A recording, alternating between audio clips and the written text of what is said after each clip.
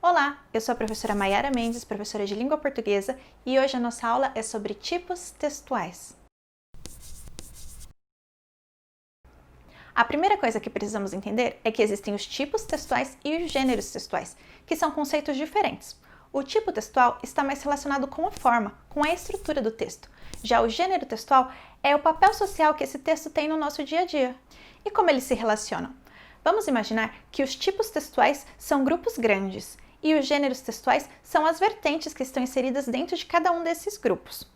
Hoje nós vamos tratar apenas dos tipos textuais e deixamos o tema dos gêneros textuais para a próxima aula. Então vamos lá. Existem basicamente 5 tipos textuais, que são a narração, a descrição, a exposição, a dissertação e a injunção. Nesse vídeo nós vamos falar sobre cada um deles, começando pela narração. O texto narrativo é aquele que narra, ou seja, que conta uma história. Pode ser uma história real ou uma história fictícia. Porém, ele precisa ter alguns elementos básicos, que são um narrador, que pode ser em primeira ou em terceira pessoa, os personagens principais e secundários, o enredo, que é a trama, sobre o que é aquela história, o espaço, que é o lugar onde ocorrem os fatos, e o tempo, que é a duração aproximada daquela história. Então, se você leu um texto e percebeu que ele tem todos esses elementos, pode ter certeza que é um texto narrativo. Alguns exemplos de textos narrativos são contos, crônicas, fábulas, novelas e romances. O próximo tipo textual que vamos falar é a descrição. O texto descritivo, como o próprio nome diz, serve para descrever. Ele pode estar descrevendo pessoas, animais, objetos, lugares. Por isso é um texto que tem muitos adjetivos. Você também pode encontrar o texto descritivo inserido em outro tipo textual. Por exemplo, eu posso estar lendo um texto narrativo e em determinado momento o autor pode estar descrevendo um personagem ou uma paisagem. Alguns exemplos de textos descritivos são currículos, biografias, anúncios classificados ou perfis em sites de relacionamento. O terceiro tipo textual que vamos falar é a exposição. O texto expositivo, também chamado de explicativo ou informativo, tem como objetivo informar sobre um determinado assunto ou explicar algum conceito de forma clara e objetiva. No entanto, o autor deve evitar expor opiniões pessoais. O texto deve ser totalmente imparcial.